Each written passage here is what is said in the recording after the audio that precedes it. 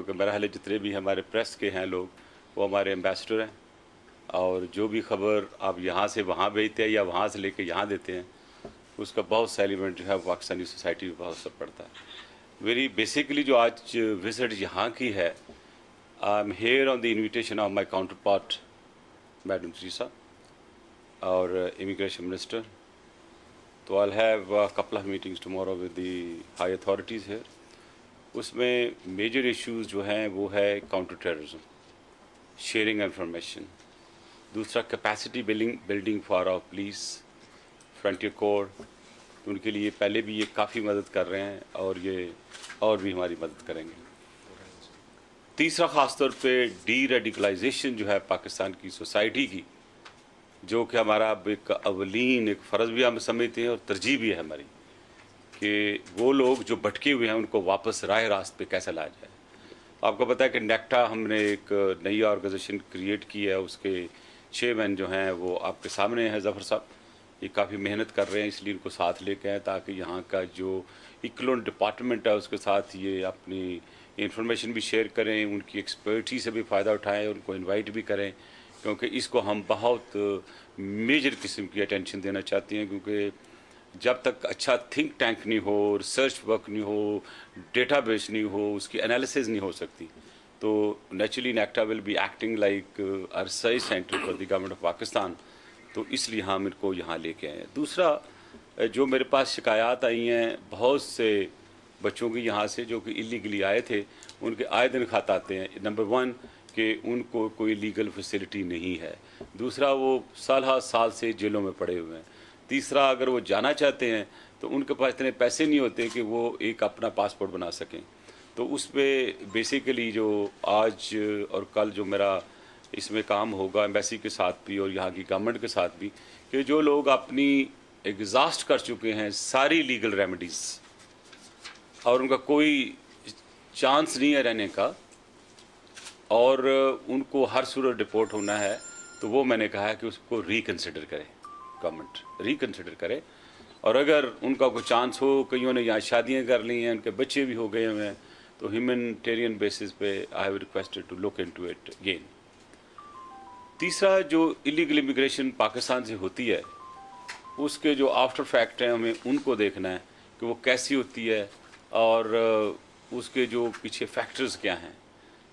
और हवाला बिज़नेस आपको पता है कि काफ़ी यहाँ से भी यूरोप से भी होता है, तो वो हमने मिडल ईस्ट से भी बात की और आज यहाँ भी मैं बात करूँगा, क्योंकि आपको पता है कि इससे पहले मैंने बड़ी सख्त इंस्ट्रक्शंस दी हुई हैं कि अगर हवाला के ज़रिए पैसा पकड़ा जाएगा तो वो भेजने वाले को नहीं मिलेगा और जिसके थ्रू गया है उसके खिलाफ भी एक्शन होगा। और काफ़ी हद तक हमने सीजर भी किए।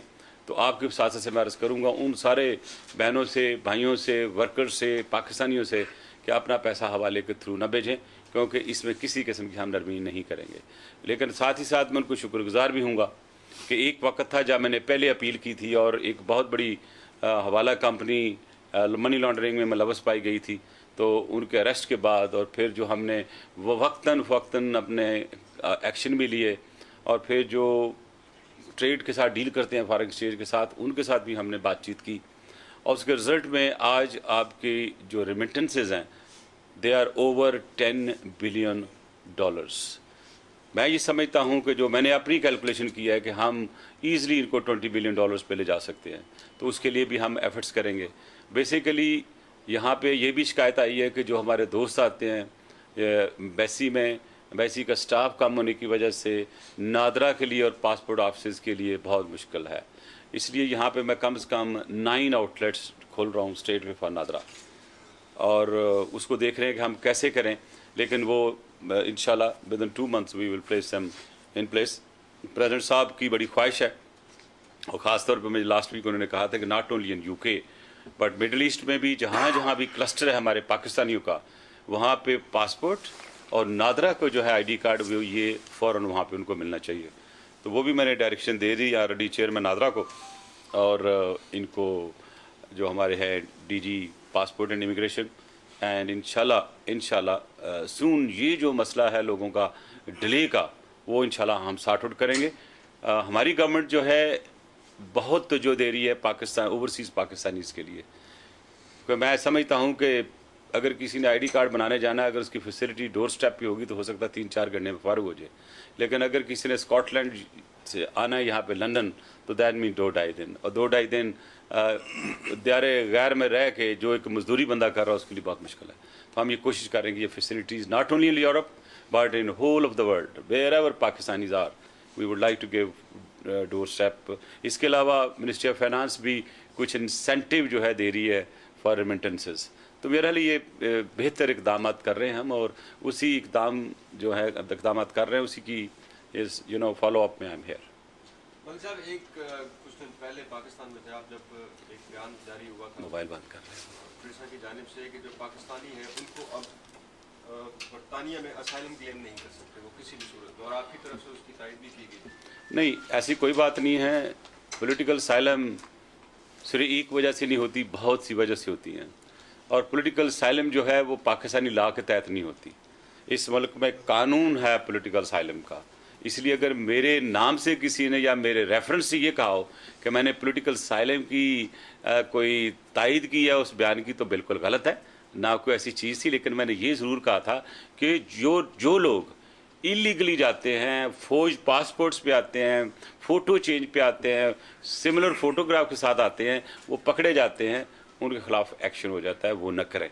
तो इसलिए अगर कोई आ रहा पॉलिटिकल साइलम लेने के लिए, the decision is not with the government of Pakistan, the decision is with the UK government and they apply their laws, or it's a sovereign state, how can we interfere?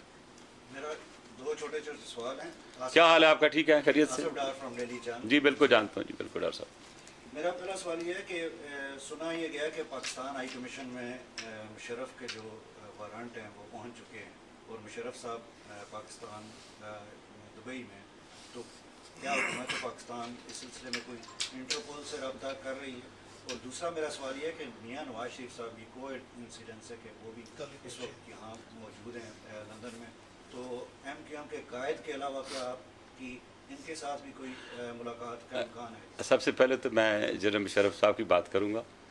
The matter is sub judice in court of law, therefore I would not like to give more comments on it. जो भी court के orders हैं उसको comply करने का एक तरीकाकार है, वो जो है FIA और ministry of foreign affair observe कर रही है। अकॉर्डिंग टू माई इन्फॉर्मेशन वो लेटर जो है मिनिस्ट्री ऑफ फॉरेन अफेयर्स को लिखा जा चुका है। क्या उन्होंने अभी तक वारंट सर्व किए हैं through their subordinate office? Of course the Pakistan embassy, I have no idea. हाँ, अलबत्ता अगली दफ़ा जाते वक्त मैं बता दूंगा, पूछ लूँगा वाजिद भाई से कि आपने दिए हैं कि नहीं दिए। बाकी दूसरा सवाल जो है, अल्ताफ़ भाई जो है मेरे उनके साथ दो रिश्ते हैं, एक वो मेरे भाई हैं और मेरे दोस्त हैं, और दूसरा एक पॉलिटिकल रिश्ता है। तो मैं जब भी लंदन आता हूँ इनवेरिएबली आपने देखा होगा कि अगर वो लंदन में मौजूद हैं या वो ज़्यादा मसरूफ़ नहीं है तो मैं ज़रूर सलाम करता हूँ। तो इंशाल्लाह इस तरह भी मैं पहुँचूँगा, उनको अरेंज करूँगा, अगर वो अवेलेबल हैं तो मैं ज़रूर उनको सलाम करूँगा। वैसे मेरी उनकी रोज़ बात होती है जी। मैं अल्ताफ़ भाई की बात हूँ, मैं बताऊँ कि नवाज शरीफ साहब के साथ मेरे बहुत अच्छे तल्लुकात हैं, ये भी मैं आपको बता दूँ, मेरी उनसे बातचीत होती रहती है। सियासत और पर्सनल लाइफ हमको सेग्रीगेट करनी पड़ेगी। आपने देखा कि मेरे पे बड़े अटैक आते हैं पंजाब से, लेकिन मैं बड़े ठंडे दिल से उनको लेता भी हूँ और जवाब भी उसी तरह देता हूँ। मेरी तरफ से नेगेटिविटी नहीं आएगी, तो मैं ये समझता हूँ कि आज़ादी की क्या कीमत है और जो हालात पहले ख़राब हुए पाकिस्तान के लिए उसे कौम को क्या देना पड़ता है। मैं अभी भी बड़ा कन्विंस्ड हूँ इस चीज़ पे कि इस वक्त जो पाकिस्तान है वॉर ऑन टेरर पे है, ये हालत जंग में हम। आप मुझे बताएं कि परसों हुआ फैसलाबाद में, और आपने देखा आज सुबह जब निकल रहा था मर्दान में हुआ, तो मैंने यही कहा था कि ये जो लल है इस वक्त ये निकलेगा, क्योंकि जिस दुश्मन ने भी हमारे खिलाफ एक स्कीम, एक कॉन्स्पिरेसी बनाई है पाकिस्तान को डिस्टेबलाइज करने के लिए, वो इतनी जल्दी हमारी जान नहीं छोड़ेगा। तो मैं आज भी ये कहता हूँ कि धमाका वो इस्लामाबाद में हो या लाहौर में हो या कराची में हो या कोयटा में हो, ये शहर की बात नहीं, ये पाकिस्तान की बात है।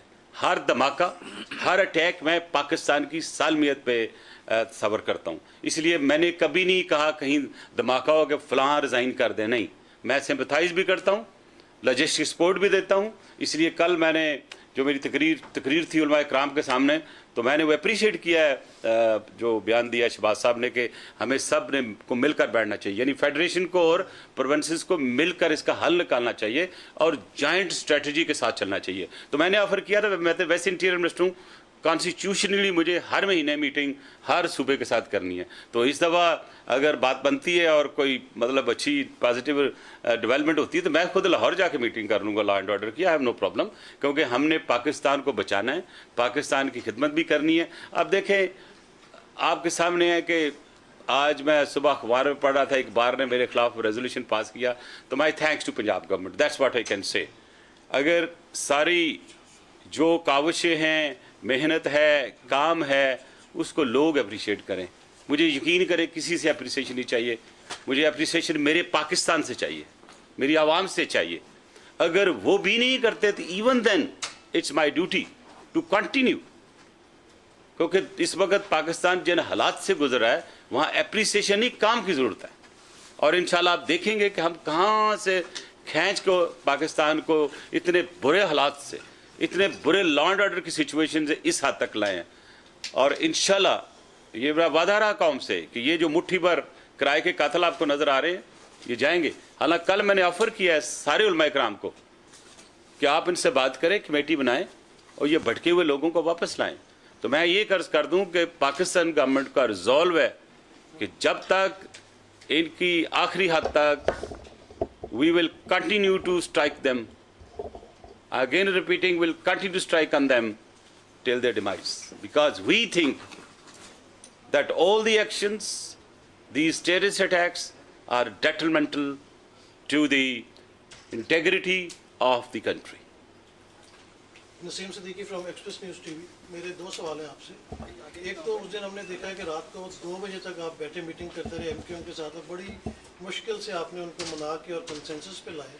उसके बाद फिर वज़ीर दाखिला सिंह जो है वो ऐसा बयान दे देते हैं जिससे सारी मेहनत जो है वो सेबोटेज हो जाती है।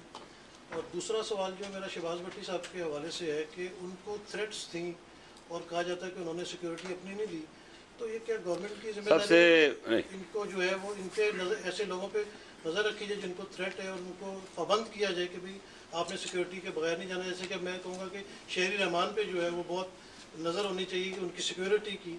चलो वो सारी बात कर लेते हैं। देखें, सियासत जो है वो जमहूरियत का बच्चा है या सियासत से जमहूरियत बनती है, दोनों की आपस में बहुत कोरिलेशन है। और अगर ये हलचल ना हो, स्टेटमेंटें ना हो, तो फिर जमहूरियत नहीं, फिर डिक्टेटरशिप होगी। जाहिर है मैं ज़्यादा कमेंट इस पर नहीं करूँगा, स्टेटमेंट्स आती रहती हैं, उन्होंने अपनी तरदीद भी दी थी, उन्होंने क्लियर करने की कोशिश भी की, और यही वो मामला है जो कि एमक्यूएम और पीपल्स पार्टी आपस में डिस्कस कर रही है। और मैं श्योर करता हूँ ये रिजॉल्व हो जाएगा, कोई मसला नहीं है इसमें, क्योंकि एमक्यूएम और पाकिस्तान पीपल्स पार्टी का अगर आप वर्किंग रिलेशन देखें और जो एक पॉलिटिकल मैनिफेस्टो है उसमें भी हम बहुत क्लोजर हैं, और उस क्लोजनेस की वजह से हमारी बातचीत भी आगे चलती रहती है।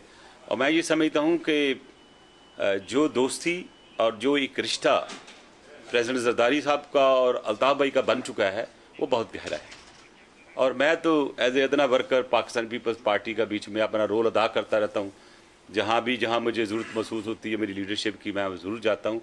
तो मैं पिछले तजर्बे की बिना पर भी और अभी भी मैं कह देता हूँ कि जो फ्रेंडशिप और जो understanding between president Zardari and Altaf bhai है, ये मामले ठीक हो जाएंगे सारे, because we all know Pakistan is in trouble.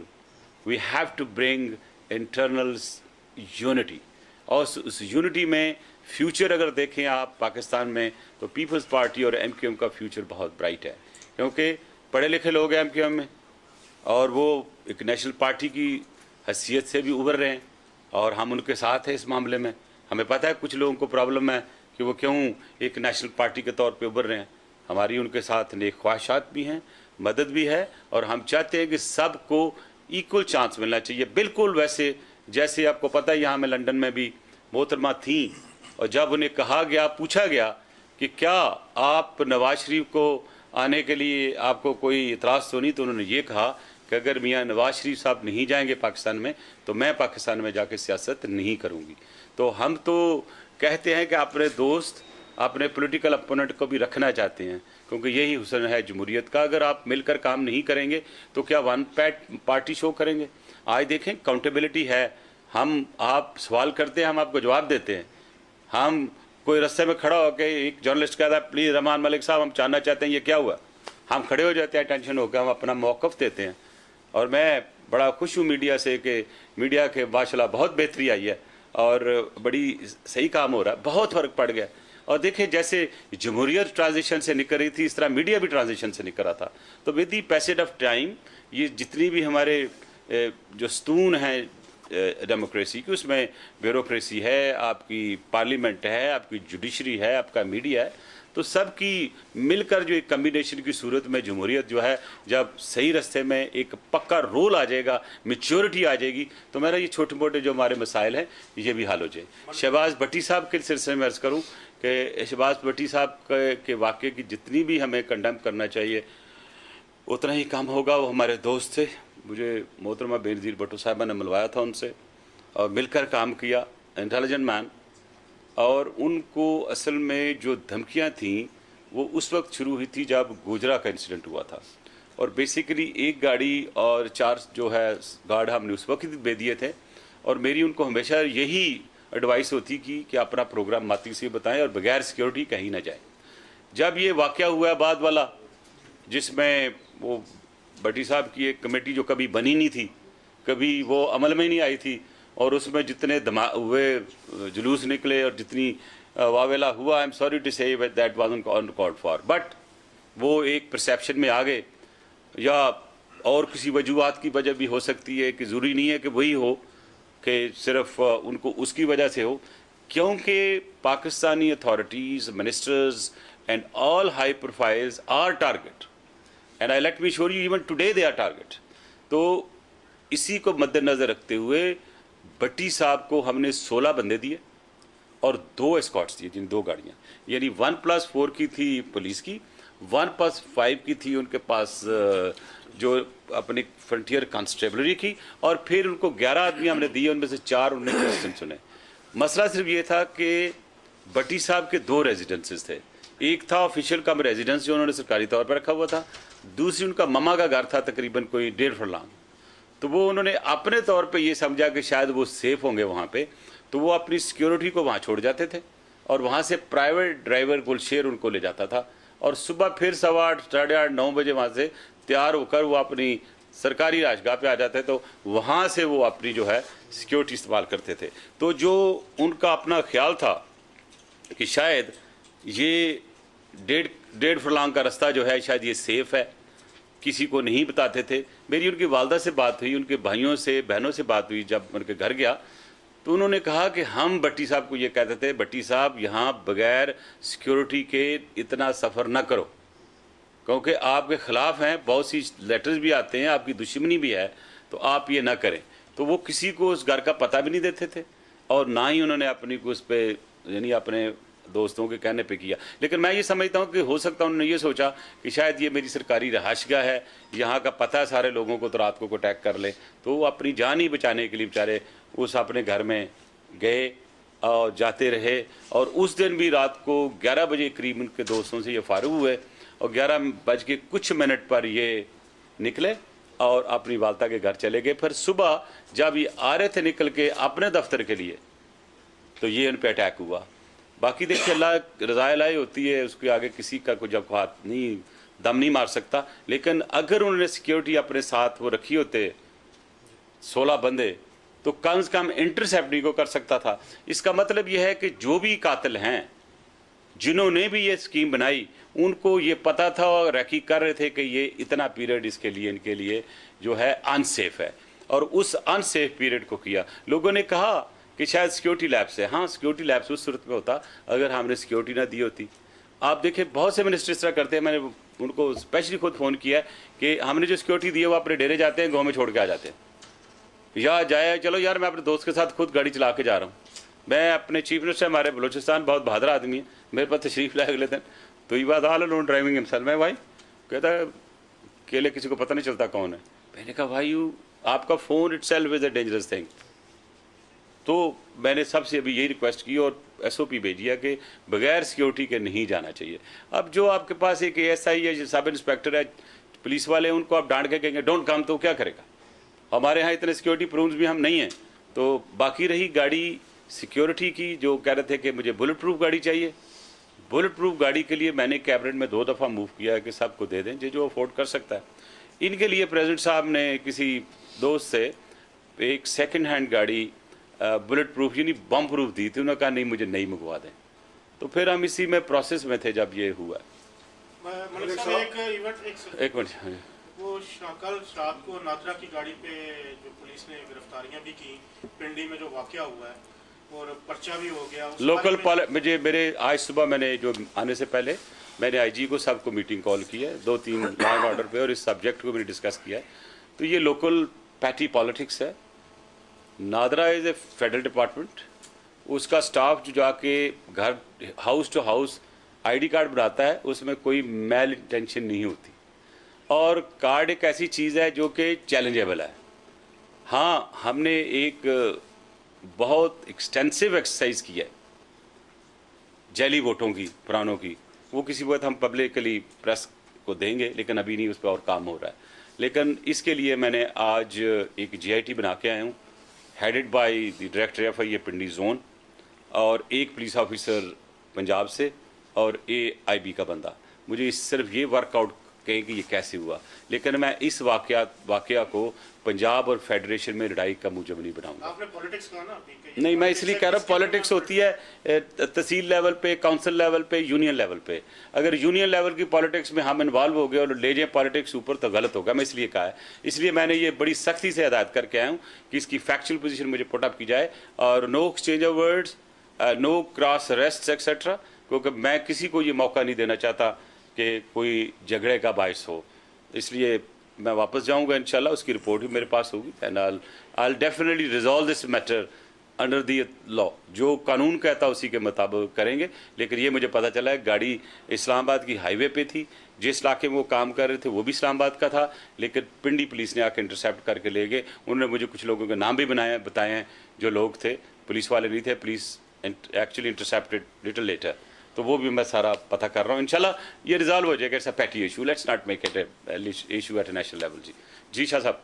जी, मुल्क में मुसलसल आमरीत के बाद अब जमहूरियत आई है, एक दफ़ा फिर अदलिया और फौज को सियासी किरदार की पेशकश हो रही है। मैं कह रहा हूँ कायरा साहब हमारे बहुत आर्टिकुलेट हैं इस वक्त सेक्रेटरी इंफॉर्मेशन, उनका तजर्बा भी है, इंफॉर्मेशन मिनिस्टर, वो इसके ऊपर बयान दे चुके हैं, और मेरा हाल उसी पे अभी फ़िलहाल उसी पे ही इतफाक़ करें।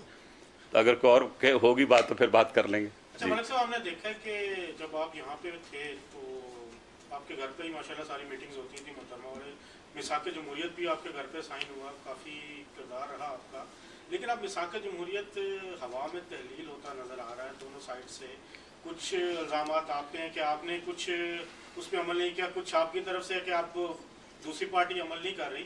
तो क्या मुस्तकबिल देख रहे हैं आप मिसाक जमहूरियत का, जो मेहनत हुई उस पर इतनी देर, वो कहाँ गई? मैं सिर्फ इतना कहूँगा कि वो एक ऐसा डॉक्यूमेंट था, मुझे याद है सागदार साहब की मेरी पहली मीटिंग गौस अली शाह साहब के साथ, शहबाज साहब के साथ। मैं सिर्फ अपने दोस्तों को यही रिमाइंड कराऊंगा कि जब आप एग्ज़ाइल में थे तो कैसे पोस्ट टू पिलर हम भागते थे अपने मुल्क जाने के लिए। आज जब कि हम जा चुके हैं, जमहूरियत को आगे बढ़ा रहे हैं, और एक रोड मैप दिया था आपको COD ने, इसको इग्नोर ना करें। मैं दोनों साइडों को रिक्वेस्ट करूंगा कि इस पे हमें फिर भी कंसेंसस की ज़रूरत है, हमें मिल बैठने की ज़रूरत है। लेकिन अगर कोई ये चाहे कि COD का वो हिस्सा जो उनको सूट करता है वो इस्तेमाल कर लें, और जिसमें उनका फ़ायदा नहीं है तो वो ना करें, तो I leave it to the public. Document तो पब्लिक है, वो खुद ही देखें और फिर ये देखें कि किसने इसकी वायलेशन की है। देखें, सबसे पहले ये फैसला हुआ था कि पावर्स जो हैं प्रेसिडेंट की, वो सारी की सारी पार्लियामेंट को जाइए। आपको ये भी पता है कि यही हमारे अपोजिशन वाले हमेशा ये बात करते थे कि प्रेसिडेंट जरदारी जो हैं वो अपनी पावर्स नहीं देंगे, और उन्होंने अपोजिशन को, कौम को दुनिया में ये बता दिया कि मैं करना चाहता हूँ। उन्होंने एक statement the on the floor of the house, उस वक्त भी लोगों ने यकीन नहीं किया, और आज देखिए वो सारी की सारी पावर जो हैं वो वापस जा चुकी हैं। 18th अमेंडमेंट आ चुकी है, 19th अमेंडमेंट आ चुकी है। तो ये एक बहुत बड़ा दिल जिगरे का काम था, कोई अपनी पावर्स नहीं देता। दूसरे जितने भी आपके इसमें शिकें थी, जजेस की बहाली, हमने जजेस बहाल किए, किसी ने नहीं किए। और मैं जब ये किताब लिखूंगा मैं बताऊंगा कि ये बहाल कैसे हुए। ये बहाल हमारी हुकूमत ने किए, और मेरे पास प्रूफ्स भी हैं और आई विटनेसेस भी हैं। हाँ, डिले उसमें ज़रूर हुई, और डिले की वजह जो थी उसकी सॉलिड रीजंस थी। बहरहाल जब के जजेस बहाल हो चुके हैं और वो बहुत ठीक काम कर रहे हैं अपने हिसाब से, they are following the constitution, वो करप्शन पे भी आ रहे हैं और दूसरे मामलात में भी आ रहे हैं। और हम तो सर तस्लीम खम हैं, हम तो सारे जितने भी अहकामात उनको लेके भी चलेंगे। और मैं उस पर भी आ रहा हूँ, चार्टर ऑफ डेमोक्रेसी की बात आपने की है, मैं उसके लिए उसको ही आगे लेके जा रहा हूँ। चार्टर ऑफ डेमोक्रेसी में और बहुत सी चीज़ें जो कि होनी चाहिए थी और किसी और ने करनी थी। उसमें ट्रुथ कमीशन की बात कर रहे हैं, उसमें जो विक्टिमाइजेशन होती है पॉलिटिकल, वो भी देखें। और अगला चार्टर ऑफ डेमोक्रेसी का हमने ऑब्जर्व किया है, आज भी एक भी पॉलिटिकल प्रिजनर पाकिस्तान में जेल में नहीं है। हमने नहीं कहा कि आए और ठा के, क्या होता था पहले, जो ही हुकूमत बनती थी लॉ एनफोर्सर को बुलाते थे, DGFI आता था, इंटेलिजेंस वाले आते थे, भाई बताओ लिस्ट बनाओ किनको रात को पकड़ना है।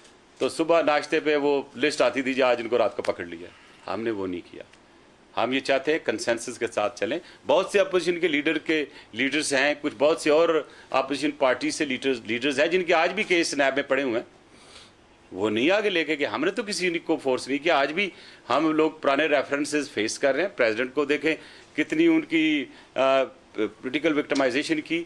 हम तो बड़े ठंडे दिल से कंसेंसस की बात करते हैं, रिकन्सिलिएशन की बात कर रहे हैं, और आज भी रिकन्सिलिएशन ही की हम बात करें, और आइंदा भी हम रिकन्सिलिएशन की ही बात करेंगे, क्योंकि हम समझते हैं कि पाकिस्तान की बका, पाकिस्तान की जो प्रॉस्पेरिटी है और आने वाली फ्यूचर्स की जो हमारी जनरेशन्स हैं उनको कंसेंसस की ज़रूरत है।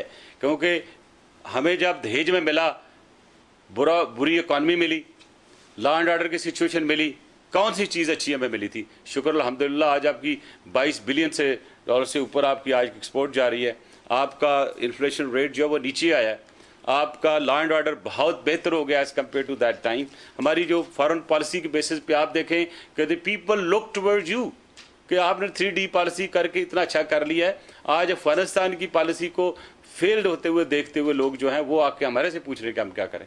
तो ज़ाहिर है इसमें आपकी लीडरशिप का हाथ है। आप देखें चाइना के साथ कितने अच्छे ताल्लुकात हुए हैं, चाइना कितनी इन्वेस्टमेंट पाकिस्तान में कर रहा है। ये 3 साल के कम उम्र में हमने अपने खिलाफ इंट्रीग भी काउंटर की, और प्रेसिडेंट ज़ारी साहब ने अपनी लीडरशिप में जैसे प्राइम मिनिस्टर को अपनी पार्टी को लेकर निकाले हैं। मैं कहता हूं कि इतना बड़ा दिल ज़रूर होना चाहिए अपोजिशन के पास भी कि जो अच्छे काम है उसकी तारीफ करें। मुझे बताएं 45 दिन में कोई रिश्वत ख़त्म कर सकता है? कोई जादू का चिराग है किसी के पास? ये कहना कि 45 डेज में करप्शन ख़त्म कर दो, नहीं हो सकती। इस तरह हाँ, मुझे इसहाक डार साहब बहुत पसंद हैं, बड़ी खुली और सच्ची बात करते हैं। उन्होंने कहा जी जो हमने बातचीत किया, कुछ गिलास भर गए हैं, कुछ भरने वाले हैं, कुछ हाफ हैं, कुछ अभी भर रहे हैं। मतलब उनका ये था कि हमने जो एक बातचीत शुरू की है उसके रिजल्ट अच्छे आ रहे हैं। तो मैं ये समझता हूँ कि वही चीज़ हमें चलनी चाहिए। और 2 चीज़ों पर मेरी रिक्वेस्ट है, आज भी यहाँ से ही बैठ के मैं यही कह रहा हूँ, सिक्योरिटी और फॉरेन पॉलिसी पे हमारी कंसेंसस होनी चाहिए, और एथनिसिटी को और सेक्टेरियन को हवा नहीं मिलनी चाहिए। एथनिसिटी से हमने पाकिस्तान का एक हिस्सा गंवा कर उसको बांग्लादेश अपने हाथ से बना दिया, और खुदारा आप सेक्टेरियन को इस्तेमाल करके पाकिस्तान की सालमियत का ख्याल रखें, इंटेग्रिटी का ख्याल रखें। ये फ़र्ज़ मीडिया का भी है, ये अपोजिशन का भी है, ये गवर्नमेंट का भी है, हर पाकिस्तानी का जो पाकिस्तान के लिए दर्द रखता है। तो DGFI को चेंज कर रहे हैं आप? देखिए बात सुने, DGFI की कोई एज सच डायरेक्ट आर्डर्स नहीं है टर्मिनेट करने की।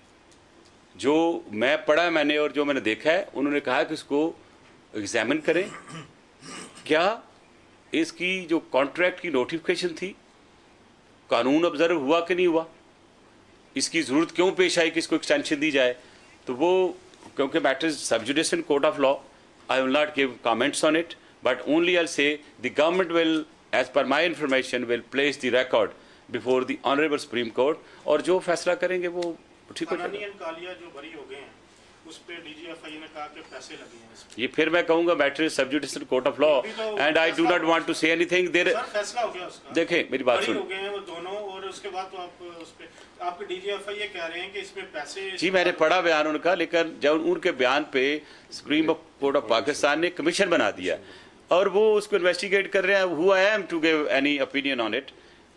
जब एक चीज़ जुडिशियल प्रोसेस से गुजर रही है, let DGFI approve why did he give this statement, was this statement context to corruption, was this statement with context to something else.